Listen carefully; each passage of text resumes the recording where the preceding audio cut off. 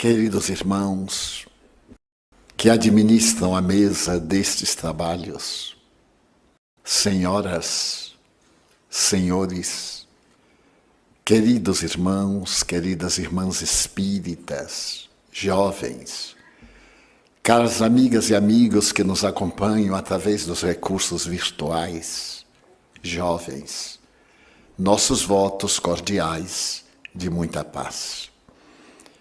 No dia 10 de novembro de 1792, em Paris, em plena Catedral de Notre-Dame, os revolucionários de 89 reuniam-se.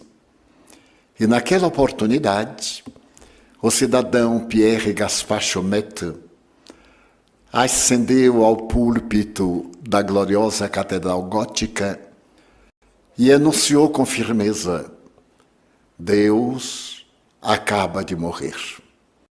A França, que se libertou dos Bourbons, liberta-se também da presença de Deus.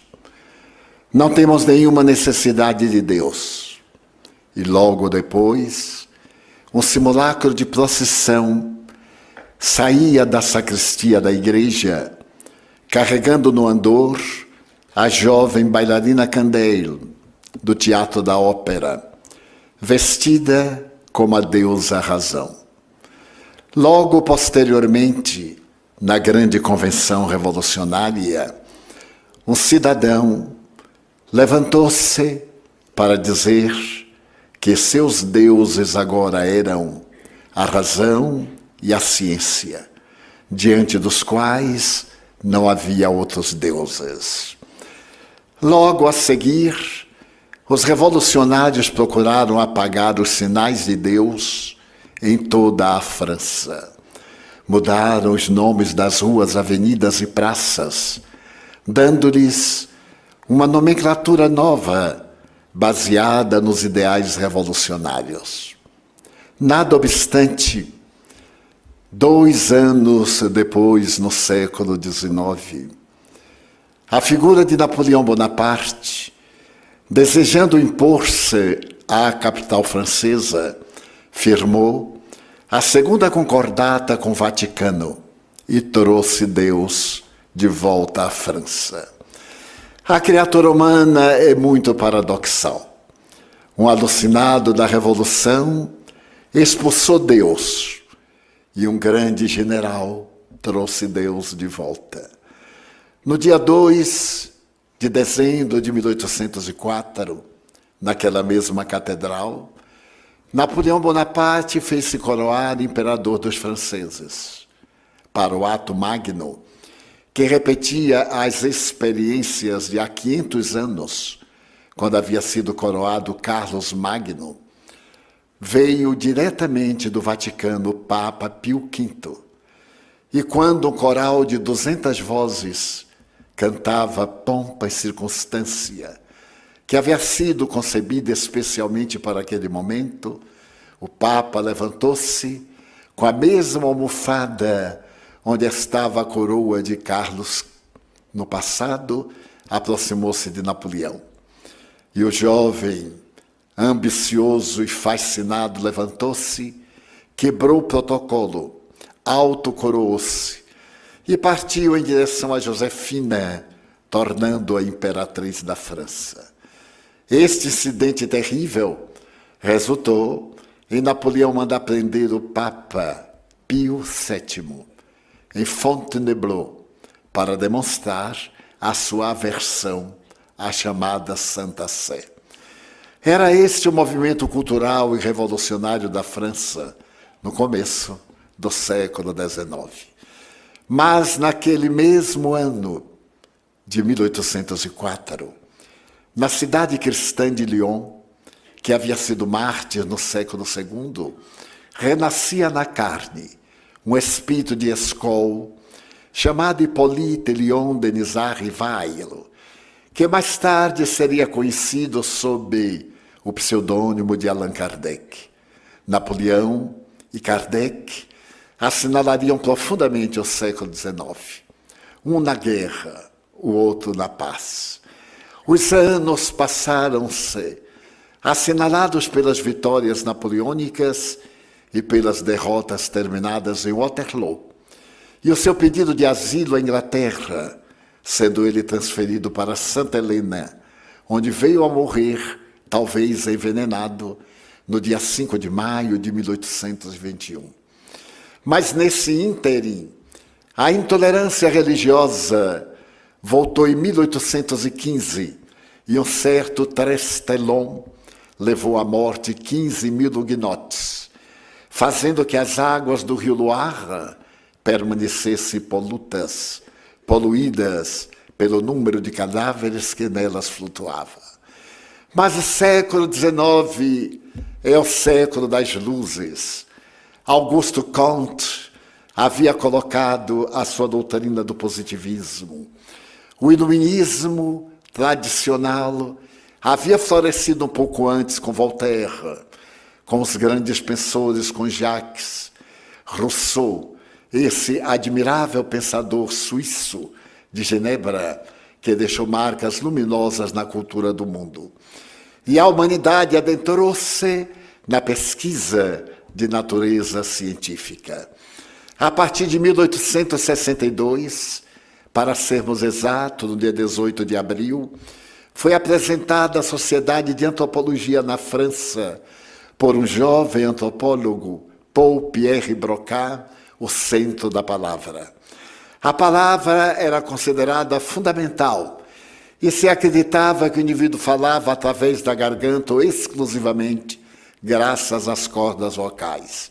No entanto, um psicopata que estiver internado na Salpêtrière durante 21 anos, porque possuía uma afecção, ele não lograva dizer uma palavra, apenas uma sílaba, té. E examinado pelos cientistas, tornou-se o grande mistério do centro da voz. Porque todos encontravam o aparelho fônico perfeito.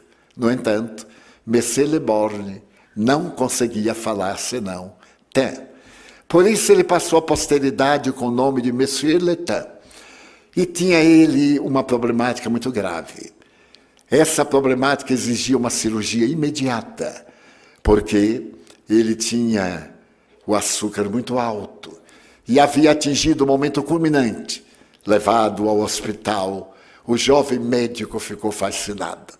Porque se ele conseguisse descobrir, porque Monsieur Le Borgne, podendo falar, não podia falar, ele teria descoberto o elo perdido entre o Pithecanthropus erectus e o Homo sapiens.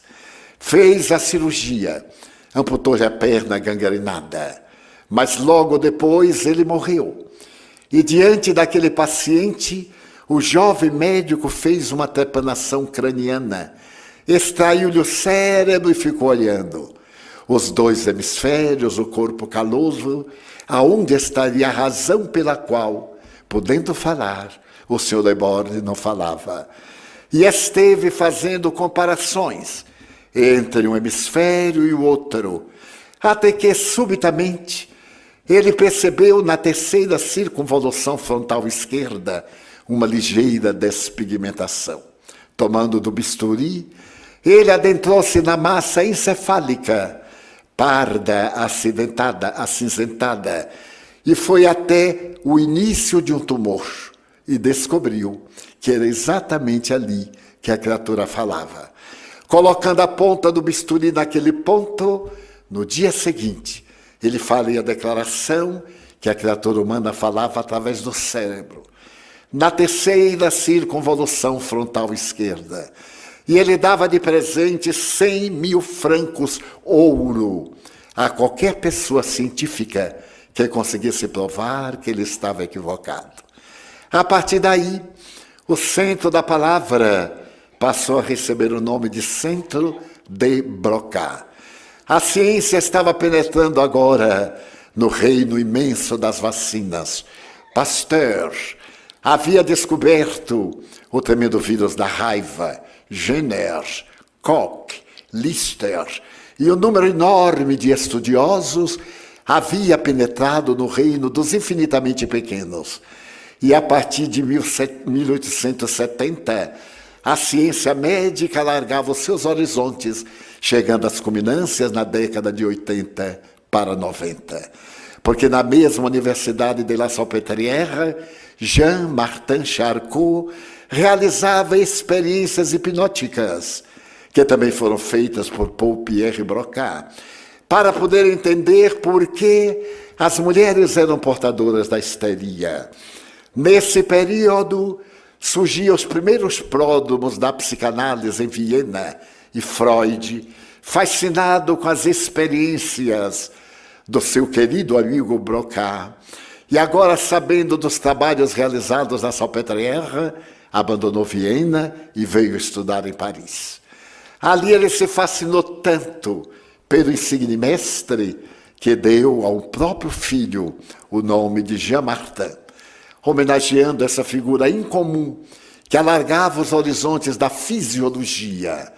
Por volta de 1885, um eminente colaborador de Jean-Martin Charcot, o eminente professor Charles Richet, apresentava uma obra monumental que se chama Tratado de Metapsíquica. Era o resultado das investigações em torno do cérebro humano.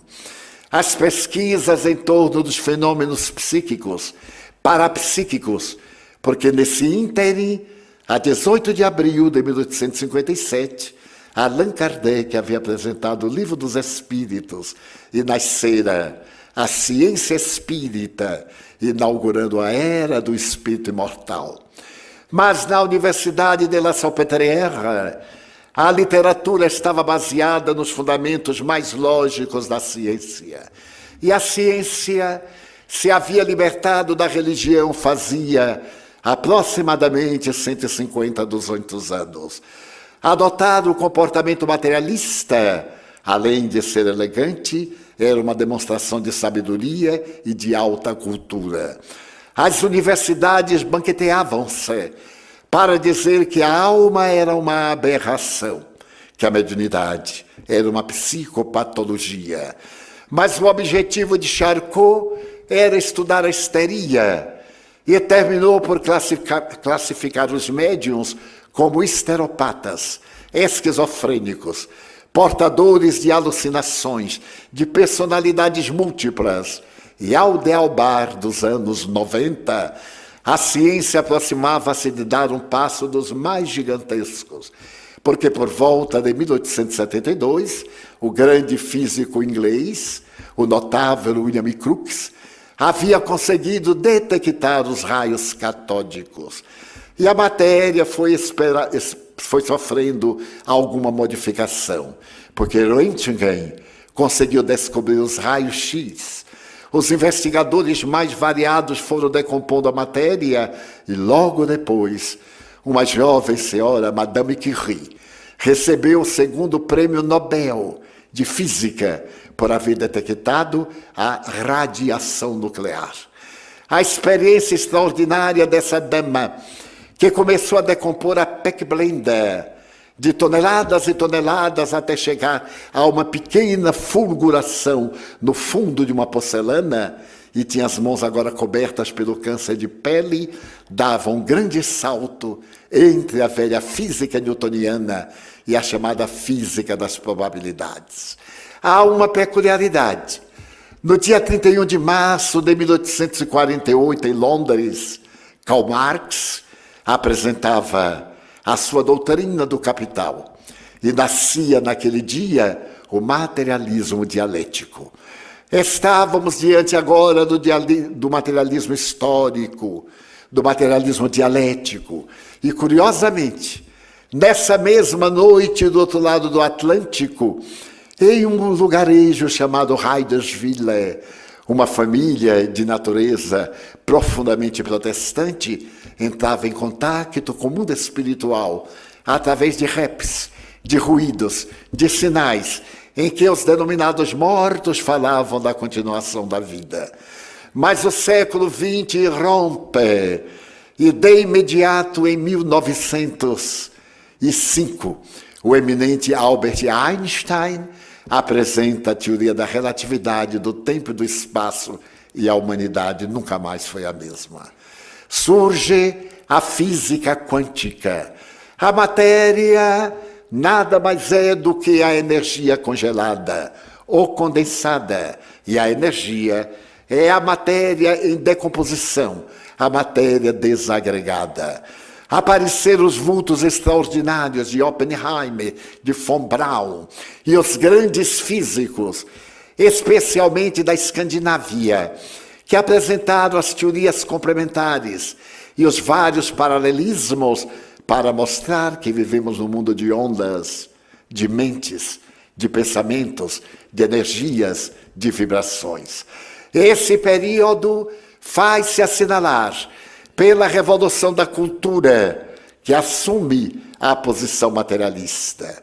O grande cientista francês Broussais grita na academia: dai-nos uma doutrina religiosa científica. E de um lado, a zombaria dos investigadores contra as doutrinas ortodoxas, particularmente os seus dogmas anacrônicos e superados, faz-se generalizada e a humanidade está dividida entre aqueles que seguem a fé cega e aqueles que agora começam a pensar numa fé raciocinada, ao lado daqueles outros que trazem as tradições das doutrinas orientais. É nesse período que chegamos aos anos 50, o período divisório de uma era para uma outra era. E logo a partir dos anos 50, as guerras que pareciam haver abandonado a terra retornam. Em 49, principalmente entre os Estados Unidos e a Ásia. É a primeira guerra, depois daquela calamitosa que matou 60 milhões de pessoas. Vale a pena lembrar que a Primeira Guerra Mundial de 1914 e 1918 foi considerada pelos estrategistas militares como a última guerra. A guerra que deveria acabar com todas as guerras, por haver sido a guerra mais cruel que a humanidade teve conhecimento. Logo depois, nós vamos estar nos estertores da guerra de 1939-1945, a mais perversa, em que o nazismo pretende aniquilar diversas raças, os ciganos, os judeus, aqueles que pertenciam aos Países Baixos, as repúblicas Tchecoslováquia, a Hungria, a partir de 1º de setembro, quando os nazistas invadiram a Polônia e sacrificaram-na. Mas logo depois que veio a paz, a sociedade, através de Bertrand Russell, asseverava que guerra nunca mais. E logo depois veio a triste guerra da Coreia, depois a guerra com o Vietnã, e logo após a Guerra Fria. Foi nesses estertores de guerras, declaradas e não declaradas, que a violência atinge níveis insuportáveis para a época. E que então, nesse período, um jovem da Universidade de Berkeley, em plena Califórnia, na Grande Bahia, ouve de um mestre: não façamos a guerra, façamos o amor, apresentemos o outro lado da vida. E surgiu uma doutrina exótica na área da filosofia, a doutrina hippie. Os jovens rebelam-se, acabemos com as tradições. A família é uma triste lembrança do passado. O casamento é uma decadência imperialista. Uma jovem muito magra, em Londres, suspende a saia feminina um palmo acima do joelho, quando a ética era a saia um palmo abaixo do joelho. E 4 rapazes de Liverpool atravessam a sua pequenina cidade, cantando em verdadeiros porões, e abalam a estrutura do mundo, os Beatles. Um chofer de caminhão, que parecia ter molas na cintura, começa a acompanhar os Beatles, e em breve Elvis Presley muda completamente a filosofia da música, da beleza, da arte. O rock and roll toma conta da terra e o mundo nunca mais será mesmo. É nesse momento de alucinação que Johnny Lennon brada a todos os pulmões: eu sou mais conhecido que Jesus Cristo. E logo as religiões fanáticas rebelaram-se contra a voz desse jovem compositor, aliás, extraordinário, porque ele não podia ser mais famoso do que Jesus Cristo. Por incrível que pareça, era mais famoso do que Jesus Cristo. Porque o seu nome estava em todas as rádios do mundo, no Oriente e no Ocidente. E eles venderam mais discos do que Bíblias vendidas no mundo. Era um período de revolução curiosa. E é dessa hora que sacerdotes holandeses proclamam também a morte de Deus. Fazia pouco tempo, no século anterior, nos últimos anos, o filósofo alemão Friedrich Nietzsche havia proclamado a morte de Deus no seu Assim Falava Zaratustra. Para que Deus, não temos necessidade de Deus, o que me faz recordar de Laplace, que depois de haver publicado a sua teoria do surgimento do universo, teve a ocasião de visitar Napoleão Bonaparte no Louvre. E Napoleão lhe disse: Monsieur Laplace, tive a oportunidade de ler a sua obra de 600 páginas. E em momento nenhum o senhor me fala a respeito de Deus. Por quê? Sir, eu não tive necessidade dessa hipótese. Era também materialista. O materialista ganha a terra, mas a figura incomparável do homem mais notável da história, que é Jesus Cristo, permanece em embrião no seio das criaturas. E mesmo os hippies não conseguem fugir à doce ternura do homem que mudou para sempre a história da humanidade. Porque fascinados pela sua vida, considerada hippie, porque andava de aldeia em aldeia pregando o amor, mas não a vulgaridade do sexo como os hippies. Ele havia mudado a estrutura dos poderosos em favor dos humildes. E eles compuseram em sua homenagem Jesus Cristo Superstar, a grande ópera.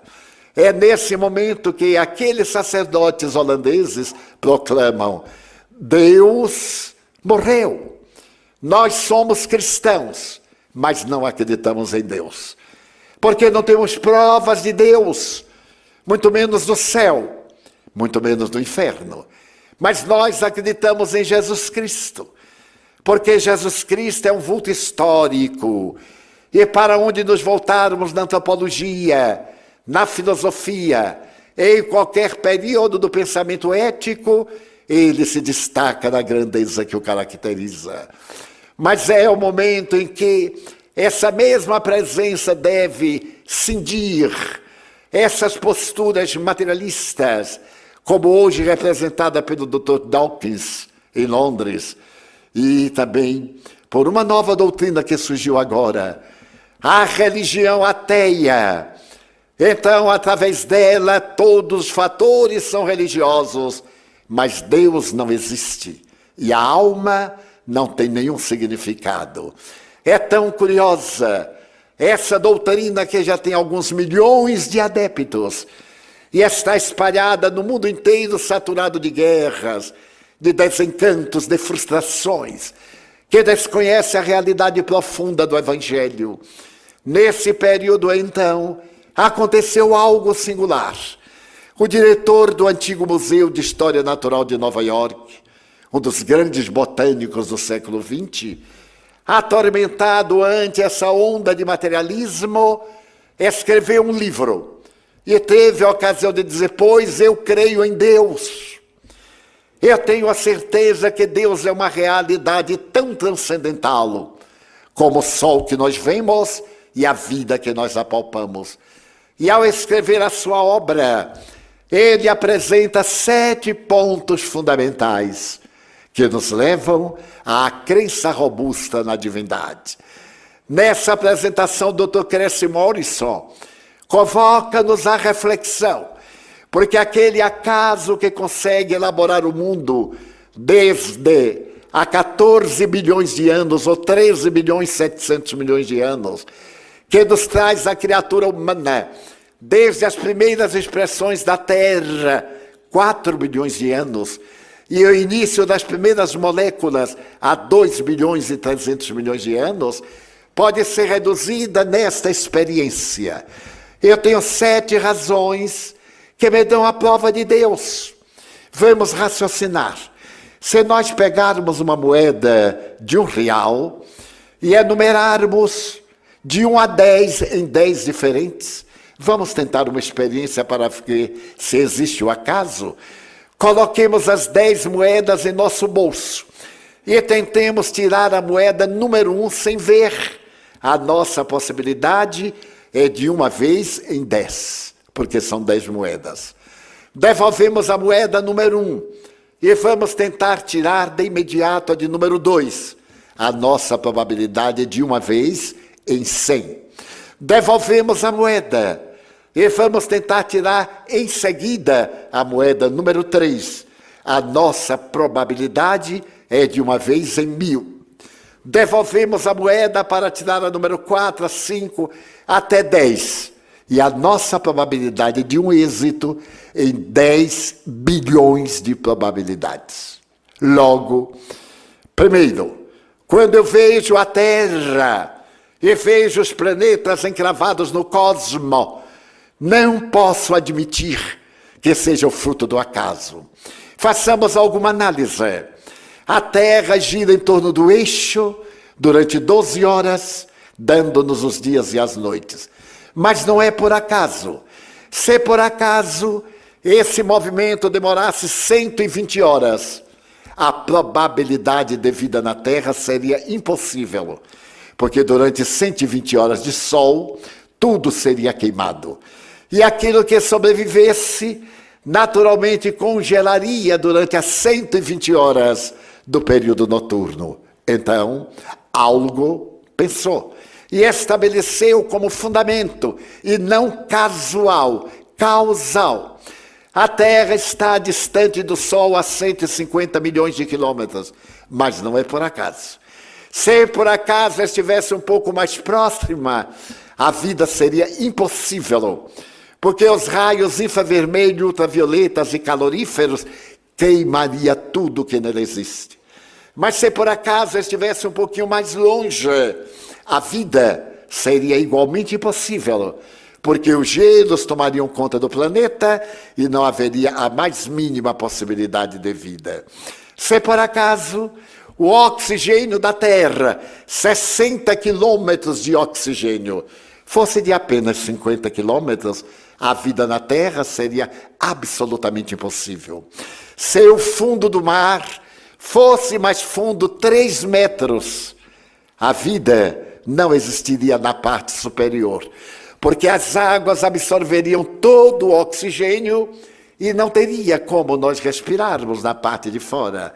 Mas se por acaso 3 metros a superfície da Terra fosse mais alta, a vida também seria impossível. A Lua está próxima de nós a 315 mil quilômetros de distância, mas não é por acaso. Se ela estivesse, por exemplo, a 80 mil, o seu magnetismo levantaria as marés que inundaria toda a Terra até a Cordilheira dos Andes ou os Himalaias. Mas se estivesse também distante, a vida seria impossível, porque não tendo o magnetismo das marés, não teríamos a vida conforme nós a conhecemos.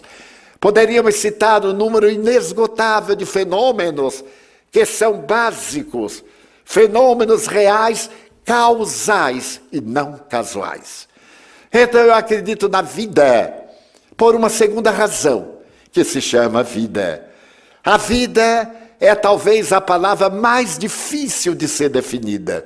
Se eu perguntar aqui a um filósofo o que é a vida, ele irá naturalmente deambular de Sócrates, de Anaxímenes, até talvez os modernistas, o pensamento do grande poeta Drummond, ou falar mesmo sobre o pessimismo. Mas se eu pergunto a um biólogo o que é a vida, ele irá me falar da realidade do ser de natureza carnal. Se eu pergunto a um botânico o que é a vida, ele me dirá que a vida é tão fascinante e é tão milagrosa que todas as folhas que existem na terra, de todas as plantas, são totalmente diferentes uma das outras. Não existem 2 folhas iguais, como no caso das nossas impressões digitais. Mas a vida é misteriosa, porque através de um fenômeno desconhecido, a raiz penetra no subsolo e absorve na sua porosidade lodo e água, e a transforma em madeira, açúcar, perfume e frutos saborosos. Mas a vida é um químico extraordinário para poder realizar esse fenômeno das mutações das substâncias, e é também um físico quântico, para pegar os átomos de determinada substância e colocarmos noutra substância, que nos vai dar um sabor totalmente diferente. Se olharmos detidamente determinadas sementes, elas são absolutamente, entre aspas, iguais umas às outras. Mas quando plantamos e germinam, elas vão dar frutos totalmente diferentes e ramos de características especiais. Então a vida é um extraordinário fenômeno. A vida é tão impressionante que, se por acaso desaparecessem todos os indivíduos e ficasse apenas um protoplasma e um raio de sol, a vida se desenvolveria em 10 bilhões de anos, e dentro de 10 bilhões de anos nós teríamos novamente 7 bilhões, 250 milhões de criaturas humanas. Mas eu creio em Deus, diz o Dr. Casey Morrison, por causa do instinto. Nós falamos tanto sobre o instinto. E o que é o instinto? Qual é a sede do instinto? Ainda não sabemos exatamente. O instinto é algo tão peculiar que a vespa, quando vai procriar, ela sabe que vai morrer. E então ela sabe de uma coisa curiosa. Ela sabe que a vespa recém-nascida tem que se alimentar de carne viva.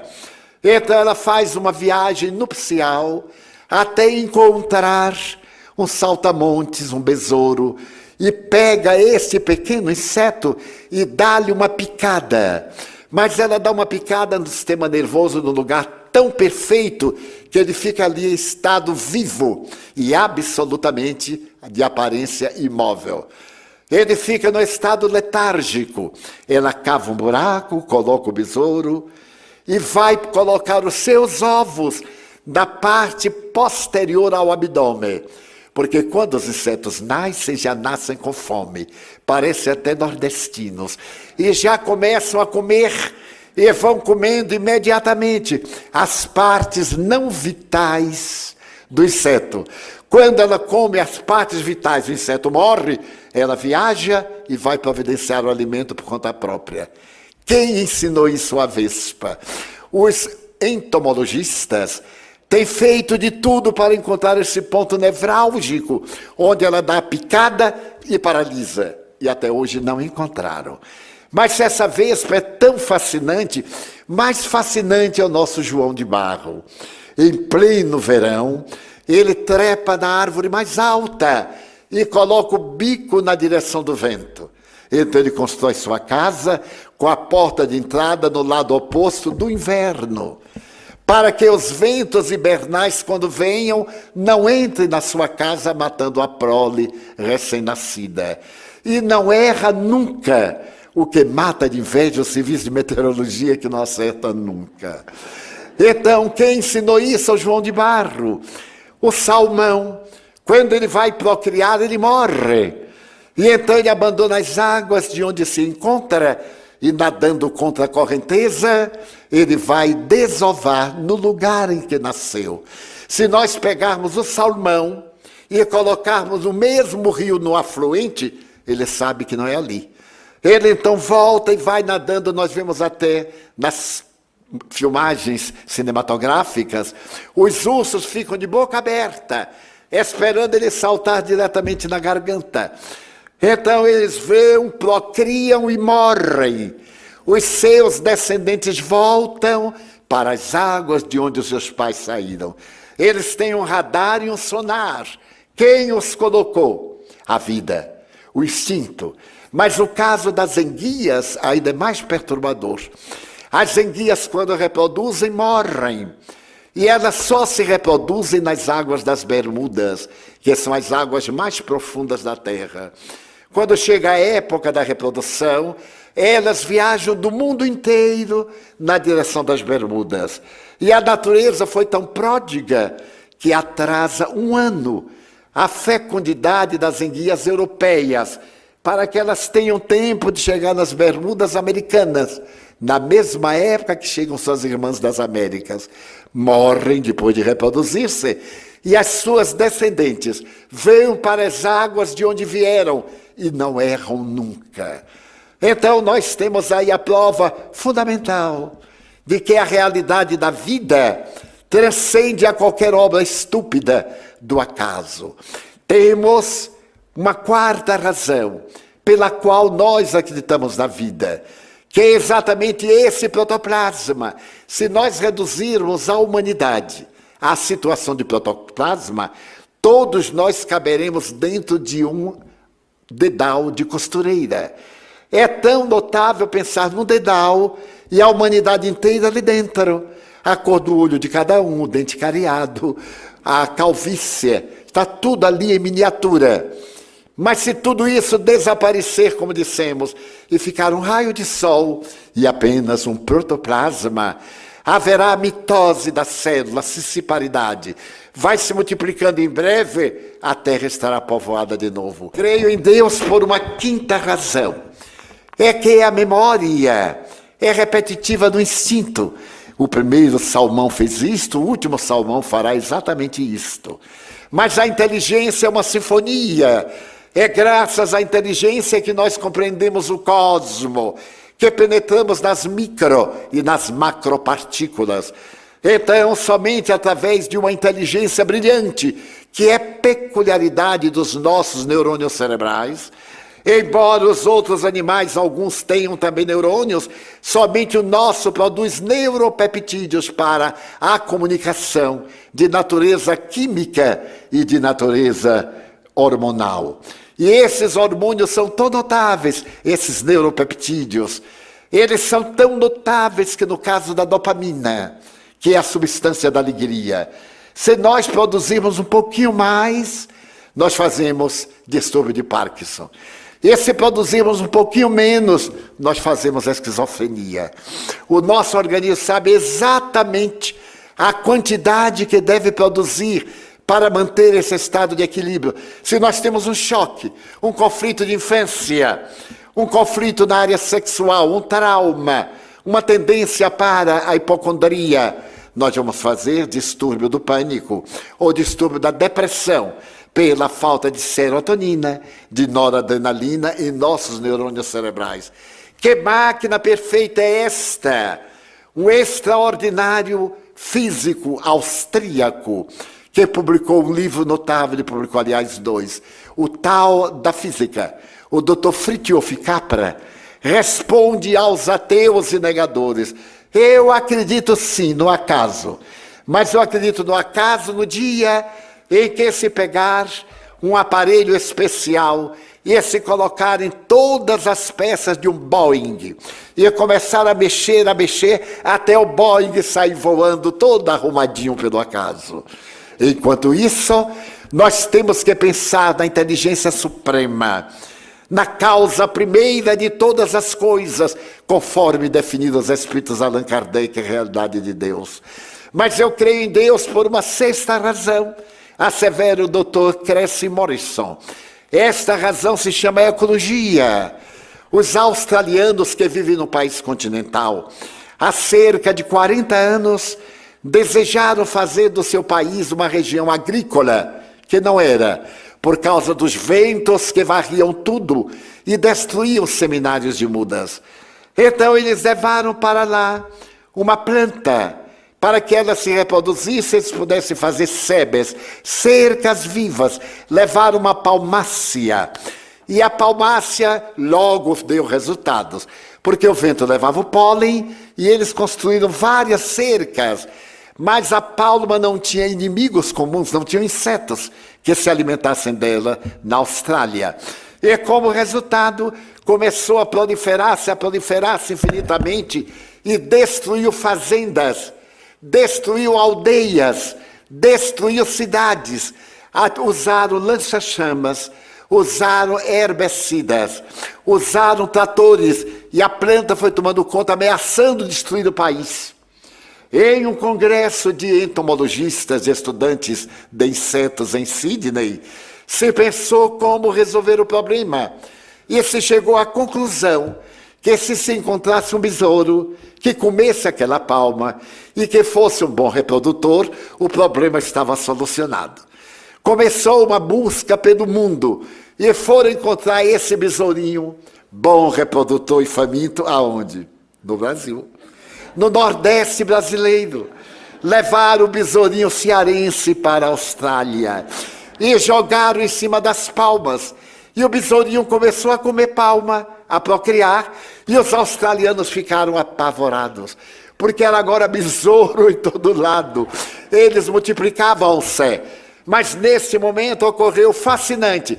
Eles pararam de reproduzir-se e ficaram palmas para besouros e besouro para palmas. E hoje a Austrália é um país agrícola. Acaso? Não, sabedoria. Então eu creio em Deus ainda por uma outra razão. Talvez muitos de nós aqui não saibamos que os insetos já nascem adultos e já nascem com fome. Eles respiram através de tubos. Nós dizemos, ai, a cigarra cantou tanto que explodiu pelas costas. Como nós somos ingênuos. Primeiro, a cigarra não canta. Ela trita a pata. Esse ruído que nós ouvimos é a pata tritando. Que pata, hein? Para poder dar esse som. E, ademais, ela tem 2 tubos respiratórios. Então, ela vai respirando, ela vai crescendo, mas o tubo não cresce. E então, ela morre estrangulada por falta de ar. Todos os insetos morrem por falta de ar. Seria o acaso? Não. Algo pensou, porque existe na Terra 750 mil famílias de insetos. E se os tubos crescessem, ninguém estaria aqui, porque bastavam 2 formigas com o corpo de elefante para estarem para lá, para cá, uma pulga na rua. Qualquer grilo tomava um corpo inominável. Mas a lei de sabedoria limitou, porque como os insetos são os mais numerosos do planeta, eles têm vida breve e controlada pelo tubo digestivo e o aparelho respiratório. E a 7ª razão, eu creio em Deus por causa da imaginação. A imaginação é o coroamento da nossa vida. Então nós dizemos, mas eu imagino. Quando me falam da grandeza de uma galáxia, eu que não vejo galáxias, não tenho oportunidade de consultar telescópios, eu então imagino através das fotografias. Nós estamos numa galáxia de 200 bilhões de sóis. Quem duvidar, faça essa experiência. Quando nós olhamos para o céu tranquilo, nós vemos apenas 5.000 estrelas, isto é, 2.500, porque as outras 2.500 estão do outro lado. Quem duvidar pode contar hoje de noite quando sairmos daqui.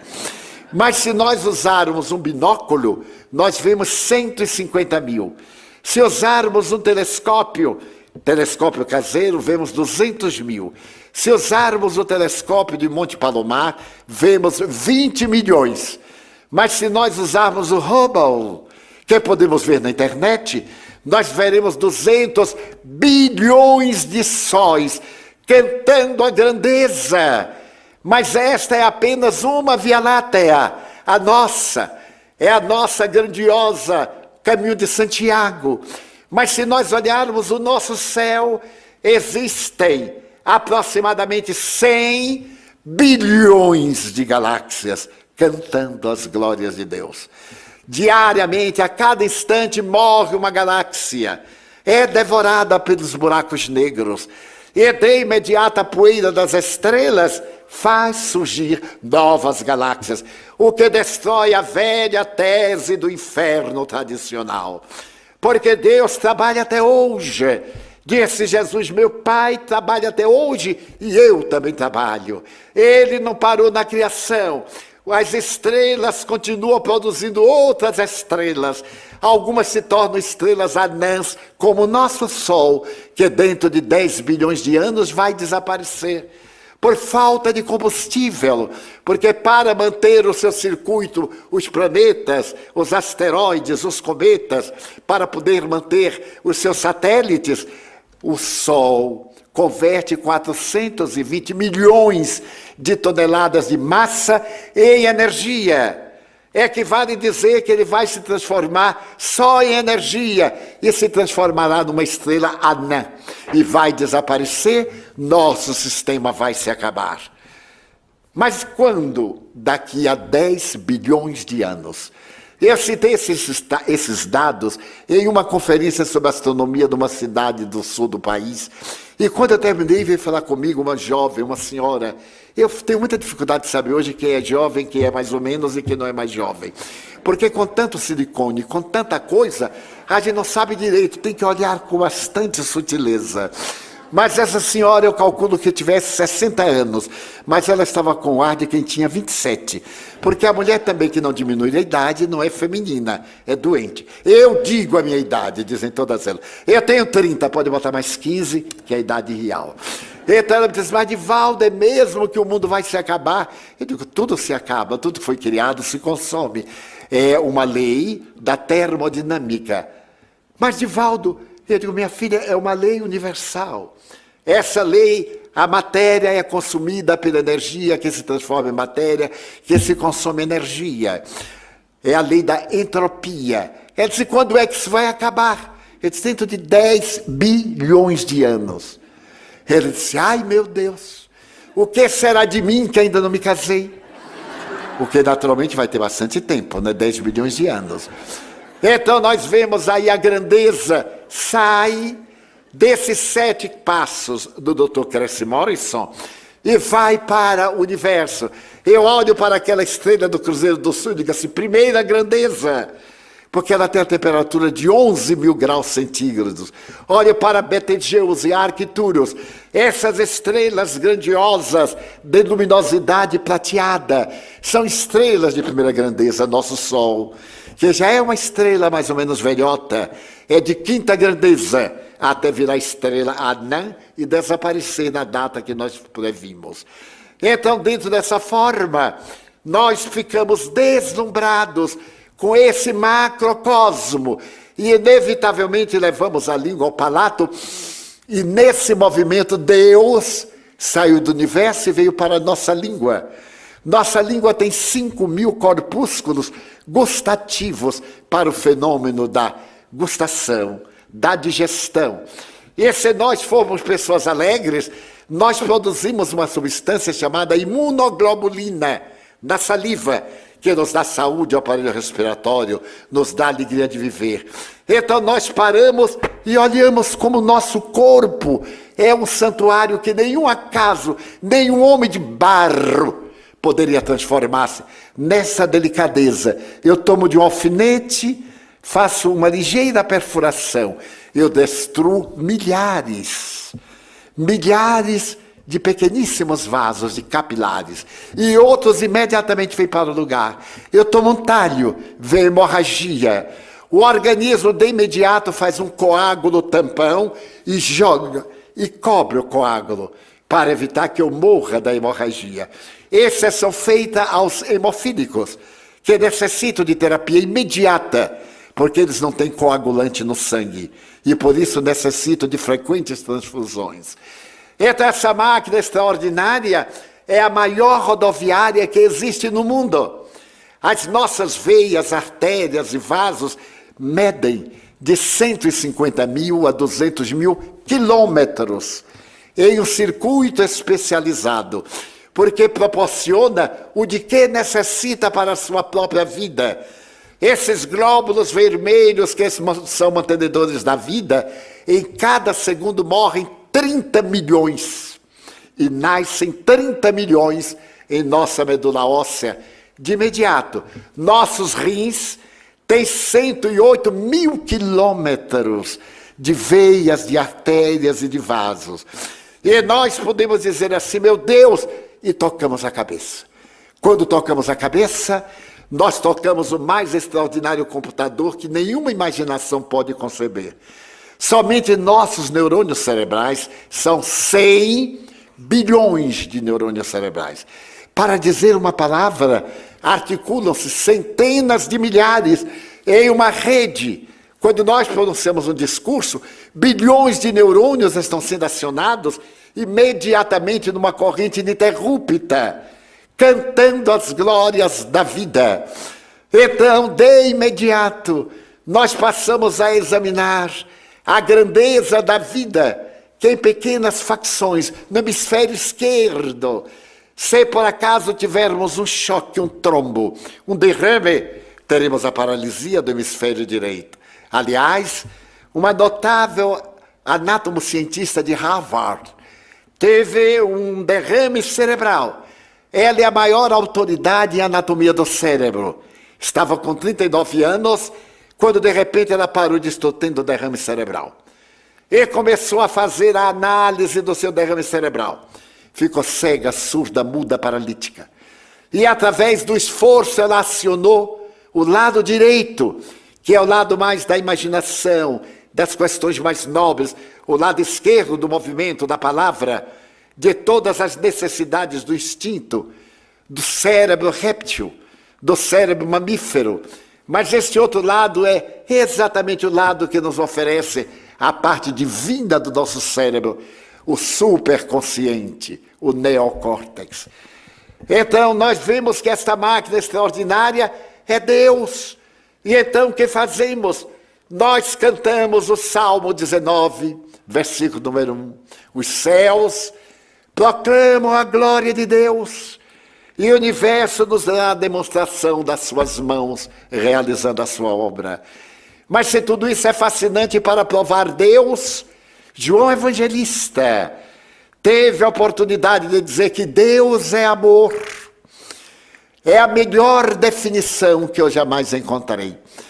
Eu estava numa cidade de Goiás, acompanhado de um amigo que é muito perguntador. Ele é muito interessante, porque é muito distraído. Ele pergunta uma coisa 10, 20, 30 vezes e eu fico dando cutucada.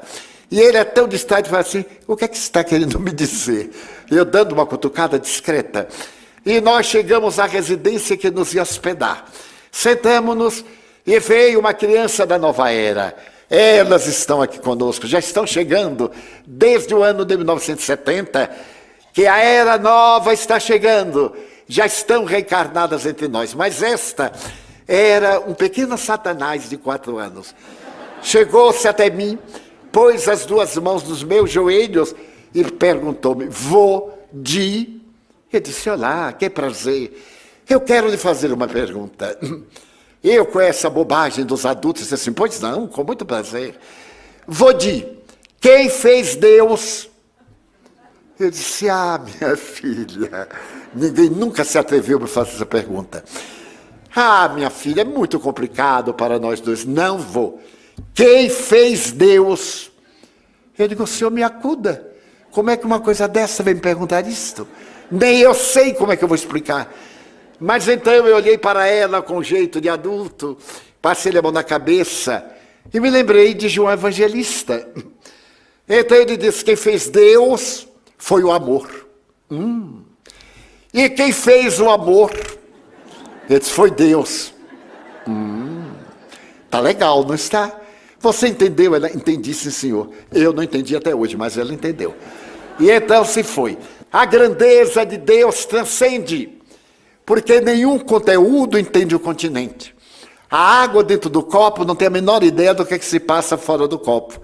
Deus é o continente, como aquilo que está dentro desse imenso continente que é o cosmo, que tem apenas 14 bilhões de anos, e que, segundo Einstein e outros investigadores da física quântica e da astrofísica, dizem que esse universo é a continuação de outros que já houve, que se acabaram e de outros que também virão, porque a eternidade, como nós sabemos, não tem fim, não tem também início.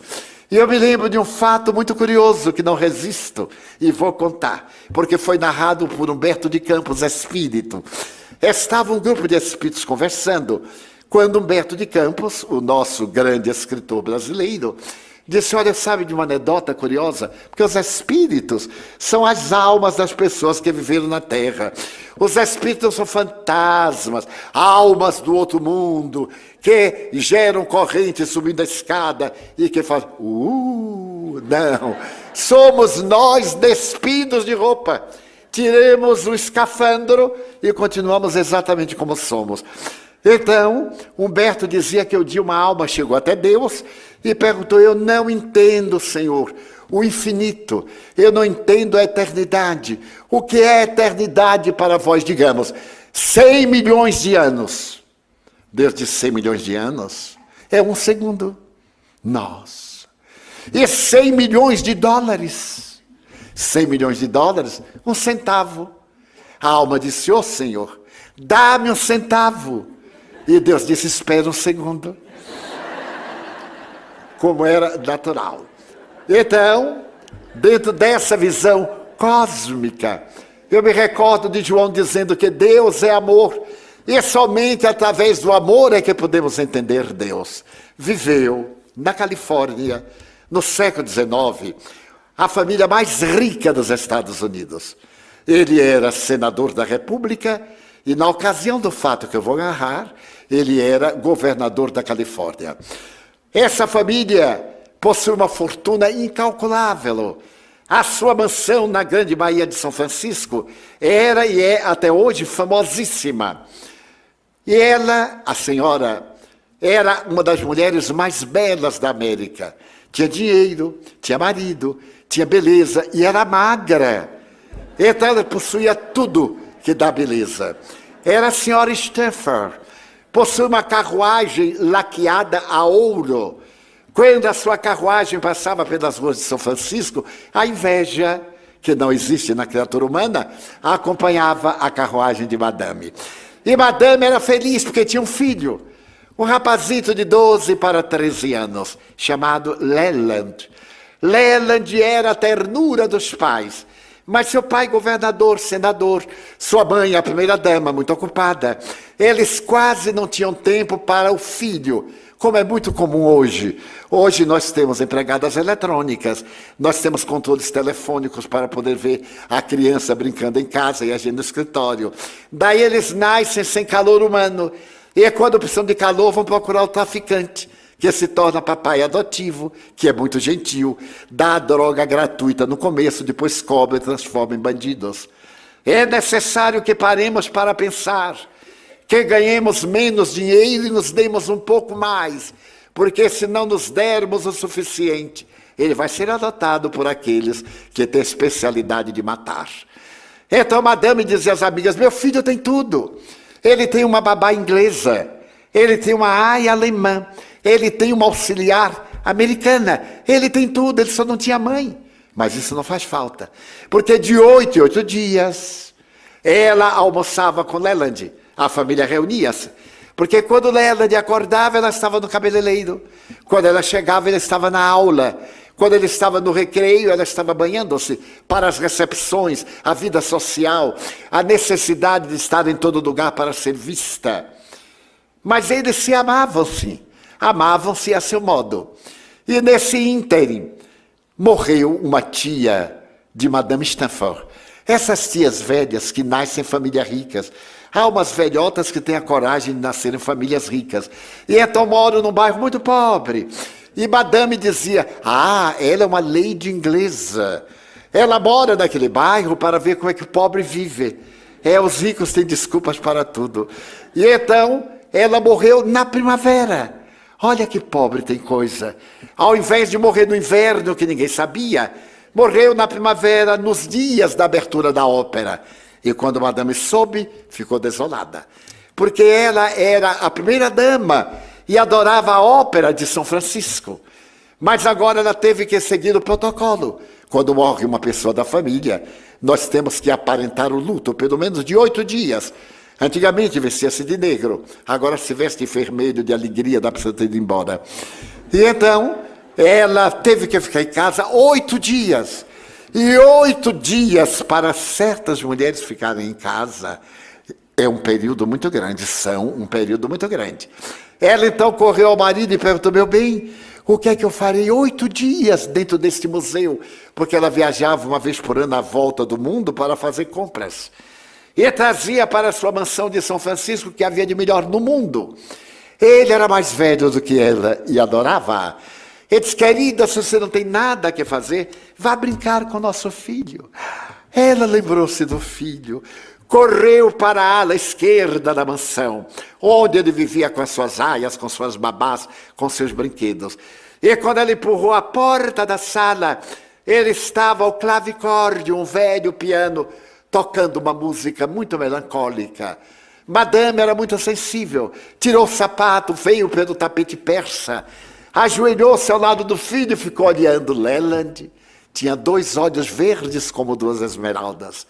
Ela dizia brincando, meu filho, se eu pudesse eu arrancava esses olhos e faria um pedantife para botar no meu pescoço. E Leland amava a mamãe com uma ternura inexplicável.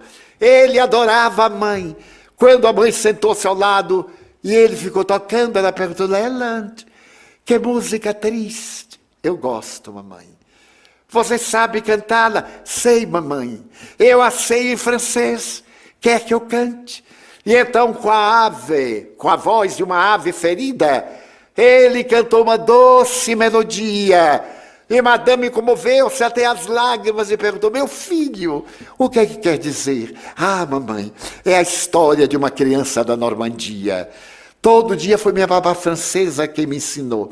Todo dia pela manhã, papai, mamãe, os pescadores iam à praia, e ele também. Então o pai pegava o pequeno barco, entrava no mar, dava adeus, até a tarde, quando ele voltava com as redes cheias, a alimentação, para vender no dia seguinte. Todo dia pela manhã ele ia com a mãe, toda a tarde ele ia buscar o pai, até um dia que o pai não veio. E eles esperaram a noite inteira, e ele não veio. E esperaram o entardecer, e ele não veio. Então, a mãe ficou alucinada, disse, roubaram meu marido. As sereias roubaram, espere por mim. Adentrou-se no mar e nunca mais voltou. E a criança ficou lá, na praia, no alto, olhando o mar que devorara seu pai e sua mãe.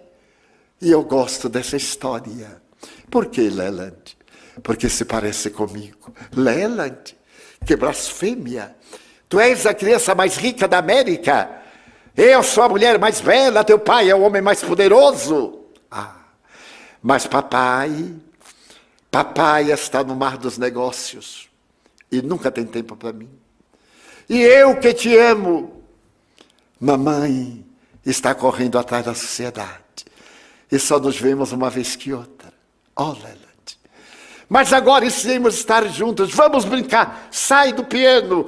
E saiu a brincar. E no outro dia. E no terceiro dia. Porque amor é convivência. Então ela notou quanto amava aquele filho idolatrado. Brincavam, corriam. Até que no 4º dia Leland perguntou, mamãe, por que você está tão comigo?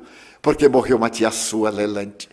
E quando morre uma tia, a gente fica em casa? Fica, meu filho, por 8 dias. Mamãe, e quantas tias você ainda tem, mamãe? Poucas, Leland.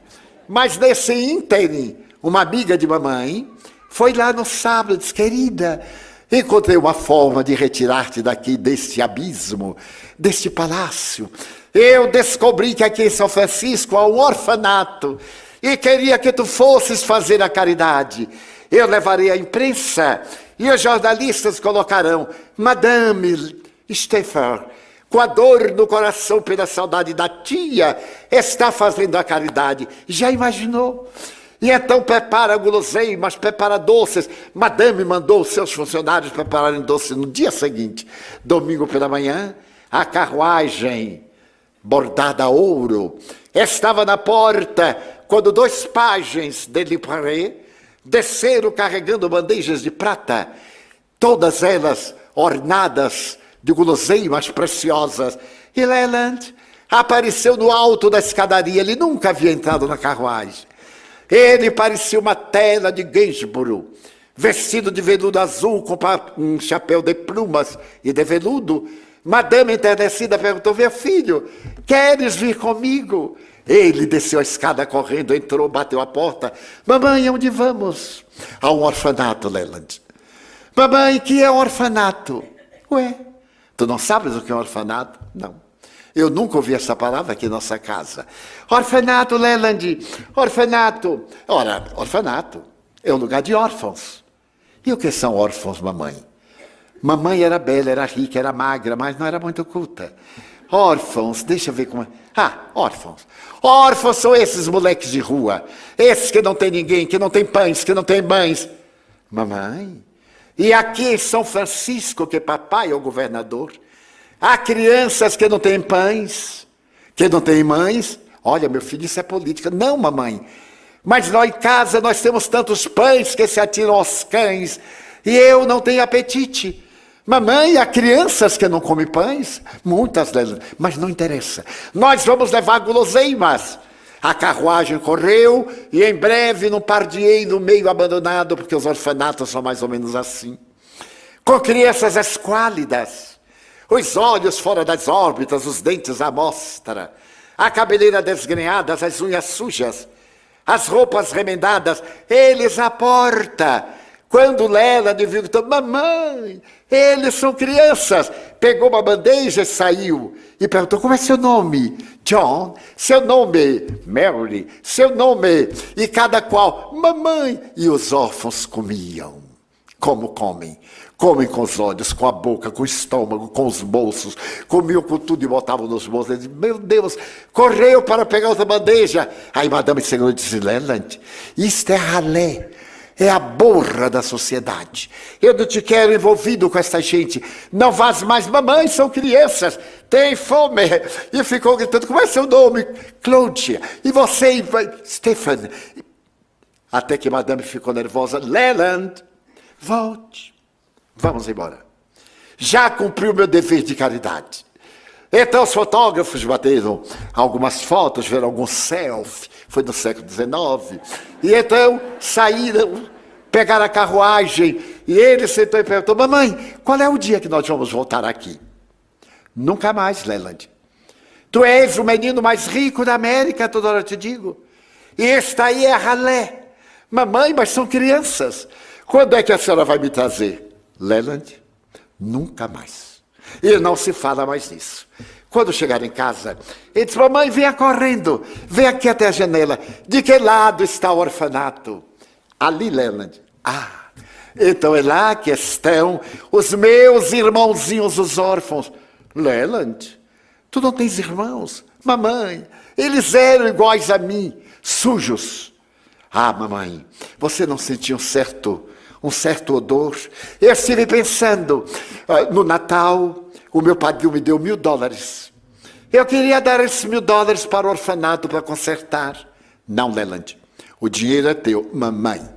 Que são $1.000 para nós. Esse colar que você está usando custou 600 mil. E você tem vários. Eu quero dar os meus $1 para eles. Não darei. O teu dinheiro, o teu pai fez uma caderneta de poupança. Já havia essa tragédia naquele tempo. Fez uma caderneta de poupança.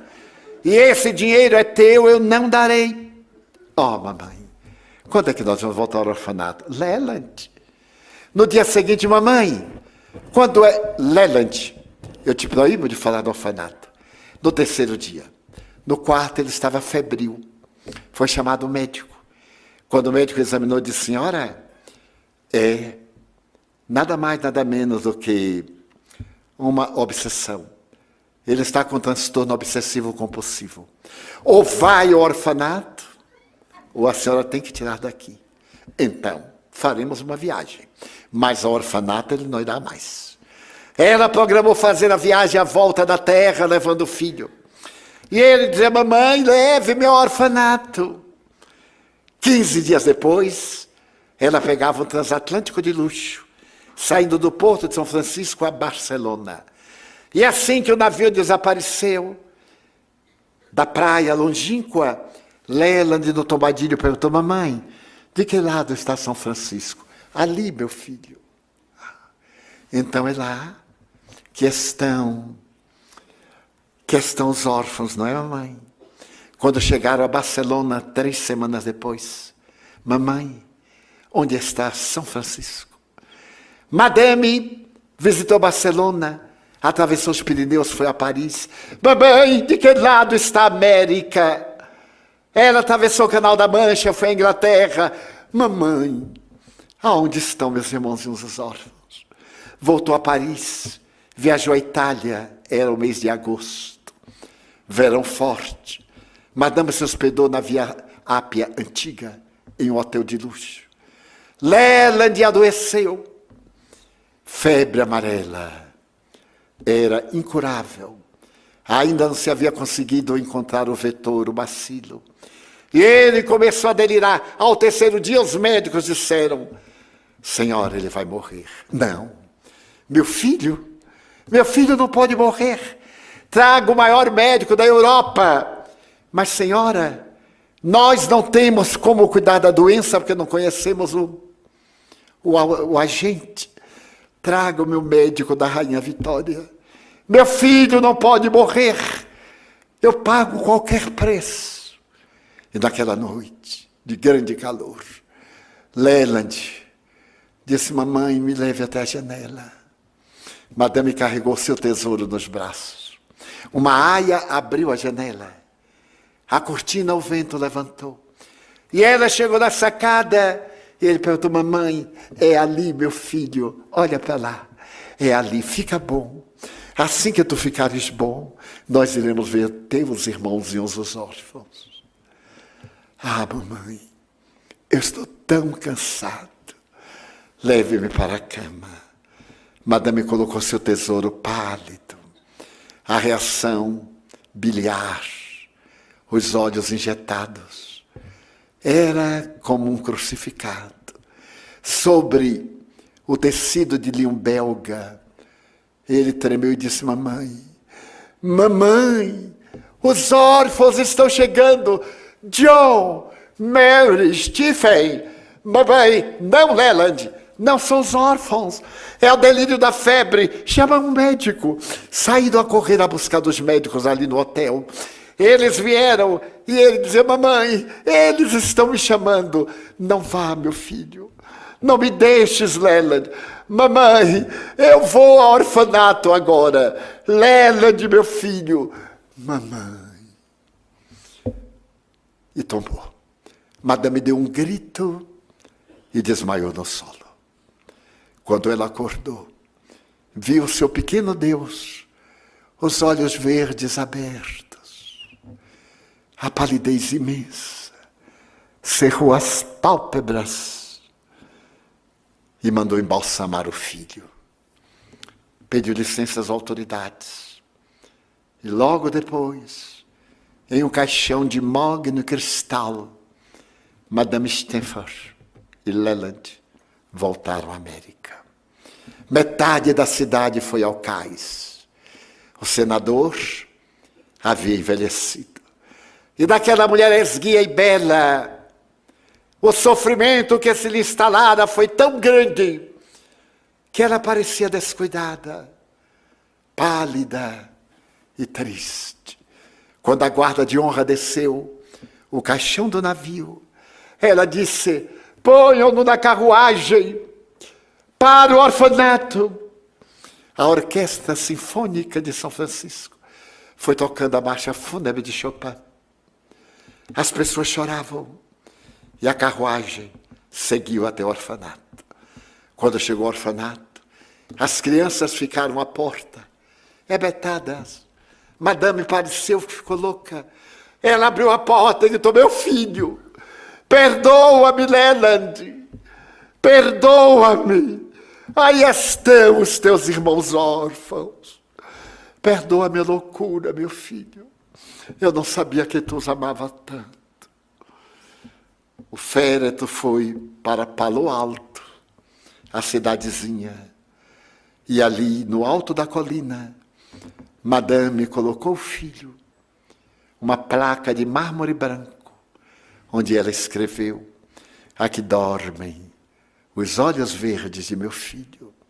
Plantou uma roseira trepadeira vermelha para que na primavera derramasse pétalas de sangue sobre o túmulo. Em 1905, o jornalista brasileiro Felício Terra, que escreveu essa história, e nós contamos a nosso temperamento, foi visitar Madame.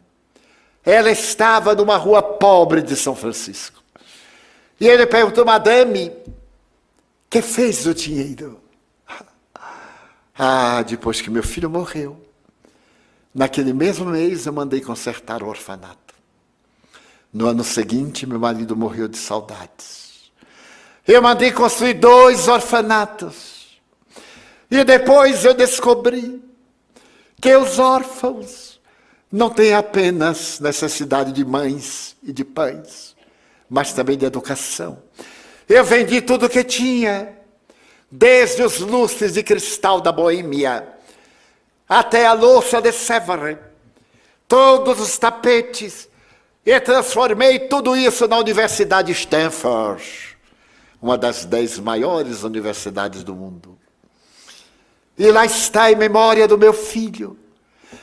Madame, a senhora deu tudo o que tinha. Veja, nem cadeiras eu tenho. Dei tudo. E deu aqueles $1000. Não. Aqueles não eram meus. Eram de meu filho. Eu transformei em uma bolsa de estudos e coloquei uma fortuna para educar gratuitamente uma criança órfã de olhos verdes, cada bimestre. Em homenagem ao meu filho, que me ensinou a amar. Eis aí o céu. Certo dia perguntaram a um grande Mahatma, que também era mestre nas artes marciais, que é o céu, que é o inferno. E ele voltou-se para o jovem e disse: para que um jovem samurai quer saber o que é o céu? Um jovem precipitado, sem caráter, o jovem palideceu, sacou de uma cimitarra e disse: cala-te, velho, ou eu te decepo a cabeça. Ele disse: aí é o inferno. Perdoe-me, senhor. Aí é o céu. O Papa João Paulo II, na década de 90, em um sermão na Catedral de São Pedro, declarou que céu e inferno são estados de consciência, conforme assevera a doutrina espírita, desde o dia 1º de agosto de 1865, quando Allan Kardec publicou O Céu e o Inferno, ou A Justiça Divina à Luz do Espiritismo. Essa figura arquetípica, mitológica, de um Deus cruel, antropomórfico, ficou na Idade Média porque Deus é amor. Ele jamais condenaria eternamente uma alma. Nenhuma das ovelhas que o Pai me confiou se perderá, disse Jesus. E essa obra monumental que estamos celebrando 150 anos, que é a base do nosso congresso de iluminação de consciências e de consolações, preconizando a nova era. Essa obra fundamental tem o maior código penal da vida futura para beneficiar as doutrinas do direito internacional. É uma obra na qual os espíritos vêm dizer o que encontraram além da morte. Assassinos, suicidas, indivíduos que foram decapitados na guilhotina, enforcados em um verdadeiro inferno da alma, vieram contar as suas angústias, mas tendo a certeza que voltaram à terra pela reencarnação, para depurar-se e encontrar o reino dos céus, ao qual todos estamos fadados. Mas outros que foram pessoas comuns, vendedores ambulantes, pessoas da sociedade normal, jovens que tinham grandes traumas e dramas, vieram para falar do seu purgatório, isto é, de uma instância de dor temporária, na qual o indivíduo se aprimora para reencarnar-se, e reparando os males que praticou atingir a plenitude, mas também traz aqueles que foram, segundo Dante Alighieri, guiado por Beatrice, para o reino dos céus desfrutar das maravilhas. Falar que as flores são tão belas e tão ornamentais, como escreveu Otília Gonçalves na obra que psicografei e tive a ocasião de ver, são de uma delicadeza e de uma tecedura tão especial, que no momento em que nós as aspiramos, elas se diluem e tornam nutriente para manter a vida. E de imediato, uma outra se refaz, para nos falar desse estado de plenitude que Carl Gustavo Jung chamava. Esse estado de individuação, esse estado de encontro com a consciência, e Jesus chama o reino dos céus. Ao Espiritismo ciência, coube a tarefa de provar a imortalidade da alma. Ao Espiritismo filosofia, coube o mistério de nos dar sentido para a vida. Ao Espiritismo ética, moral, religiosa, cabe-nos a esperança da plenitude do reino dos céus, que está reservado para todos nós, a depender do nosso livre-arbítrio. Ao nascermos, temos um determinismo, o destino. Nasceu, morre. Fez o bem, colhe. Fez o mal, coleciona. Então cabe ao nosso livre-arbítrio a escolha do nosso destino. Felicidade ou desdita, alegria ou lágrimas. A nós nos cabe eleger o que é de melhor para nós, porque Deus é o inefável amor que está na grandeza das galáxias, na vida microscópica, que está no sentimento de amor, conforme a história de Madame Stafford. E acima de tudo, a doce ternura de Jesus Cristo. Vinde a mim, ó vós que estáis cansados e aflitos, recebei sobre vós o meu fardo, tomai o meu jugo, leve meu fardo, suave meu jugo, vinde a mim e eu vos aliviarei. Nestes dias de tantas angústias, de crises morais, de dores acerbas, ao invés de pensarmos no inferno da tragédia do cotidiano, pensemos no purgatório de depuração, no céu de esperanças que nos aguardam, tornando-nos exemplos de alegria, de bondade. Há tanto pessimismo, que sejamos nós aqueles que deixaremos pegadas luminosas, para os que vêm atrás possam encontrar o roteiro da plenitude. Que possamos ser gratos a Deus, ao invés de reclamarmos niarias. Nós temos o necessário para uma vida feliz. Não posterguemos a felicidade. A dor é a bênção que Deus reserva aos seus eleitos. Escreveu o Espírito Amigo no Evangelho segundo o Espiritismo. Quando eu li isso, achei uma barbaridade. Como a dor pode ser uma bênção aos seus eleitos. E dei-me conta. Porque é a dor que nos dobra serviço. É a dor de hoje que nos faz resgatar o mal de ontem, como muita gente está fazendo mal hoje para resgatá-lo amanhã. Mas eu não me refiro apenas aos crimes de rua, aos crimes do lar, mas aos crimes do colarinho branco, ao furto, ao roubo, à promiscuidade moral, de homens e mulheres que deveriam ser exemplos e acumulam fortunas colossais, enquanto em cada momento em que eu bato palma, está morrendo uma criança na África. A fome total.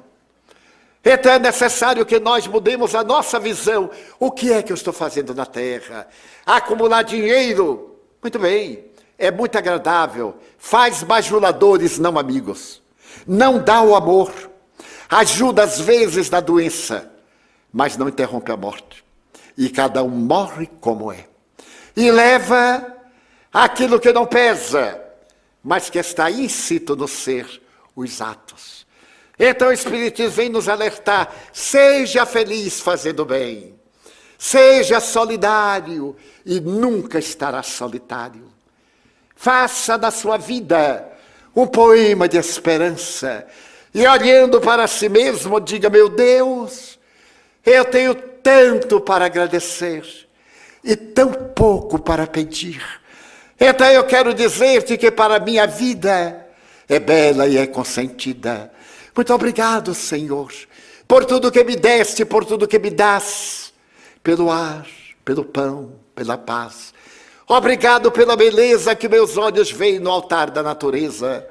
Olhos que fitam o céu, a terra e o mar, que acompanham a ave ligeira que voa fagueira pelo céu de anil, e se detém na terra verde, salpicada de flores em tonalidades mil.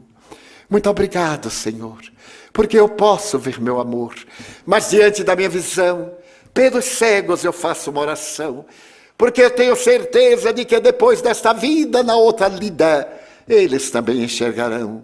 Muito obrigado, Senhor, pelos ouvidos meus, que me foram dados por Deus, ouvidos que ouvem o tamborilar da chuva no telheiro, a melodia do vento nos ramos do ormeiro, as lágrimas que vertem os olhos do mundo inteiro, ouvidos que ouvem a música do povo que desce do morro na praça a cantar, a melodia dos imortais.